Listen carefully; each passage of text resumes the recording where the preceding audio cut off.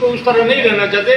मैंने पहले भी बात की थी कि हमारी ये रजिया गली वाली रोड होने के बाद हम अपने आप को कहते हैं कि हम अब जवाब में रह रहे हैं, वरना तो हमारे लिए आने जाने के लिए बड़ा सा मुजफ्फराबाद गड़ी दुपड़ा दिन सुबह बैठते थे और शाम को इतवार आते थे। इस रोड के आने के बाद इन चाहे जीपों पे खोले खा दूंगे, सुबह से ही शाम को वापस चले जाते हैं। तो मैं गुजारिश करूंगा इस लिहाज से अपने मुतलका में उस तरह बात हम नहीं करते हैं, क्योंकि हमारे एमपीए साहब अभाई साहब जो हैं वो मिनिस्टर भी हैं, एमपीए नहीं है, मिनिस्टर ऑफ सूबे के मिनिस्टर हैं।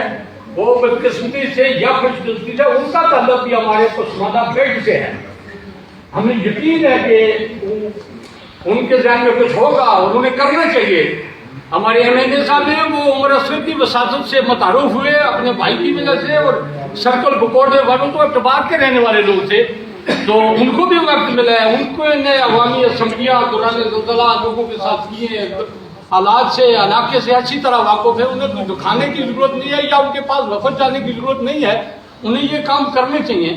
तो हमारी किसी बात ज़बरदस्ती ने किया कि किसी सियासत तो होती है हर इंसान के अंदर, वो तो चाहे जो कुछ भी है, लेकिन ये एक ऐसा प्लेटफॉर्म है कि जिसमें हर पार्टी के लोग शामिल हुए, हर पार्टी के, चूंकि सियासत अपनी अपनी जगह है, पार्टी अपनी अपनी जगह है, लेकिन मसला एक है, मसला एक है जिस मसले के लिए सबको इकट्ठा होना पड़ा।